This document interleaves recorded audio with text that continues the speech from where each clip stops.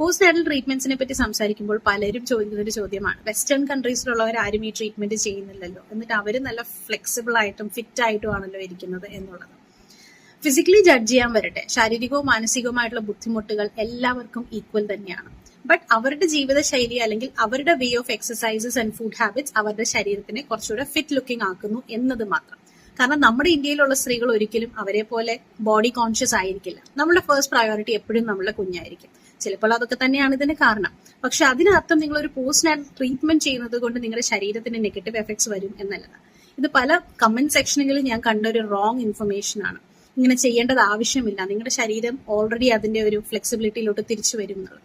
ഫ്ലെക്സിബിലിറ്റിയിലോട്ട് തിരിച്ചു വരാൻ സമയമെടുക്കും. പക്ഷെ ആ ഒരു ഫ്ലെക്സിബിലിറ്റി ലെവലിലേക്ക് തിരിച്ചു വരാൻ നിങ്ങളുടെ ബോഡീനെ സഹായിക്കേണ്ട ഒരു പ്രോസസ്സാണ് ഈ പ്രസവരക്ഷാ ചികിത്സകൾ.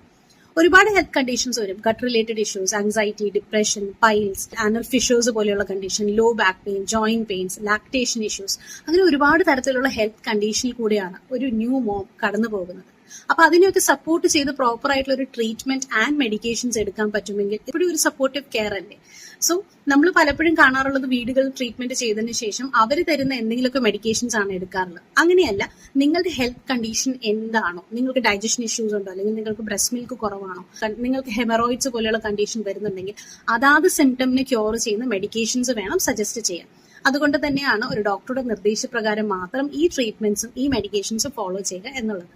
സോ ഒരിക്കലും ഒരു പ്രസവരക്ഷാ ചികിത്സ ചെയ്യുന്നത് കൊണ്ട് നിങ്ങളുടെ ശരീരത്തിന് യാതൊരു ദോഷവും ഉണ്ടാവുന്നില്ല. മറിച്ച് അത് ശരീരത്തിന് ശാരീരികവും മാനസികവുമായിട്ടുള്ള ഉണർച്ചയും ആ ഒരു പഴയ ഒരു ശരീരത്തിലേക്ക് വരാനുള്ള ഒരു ഈസി വേ തന്നെയാണിത്. ടു നോ മോർ, കമന്റ് ചെയ്യുക.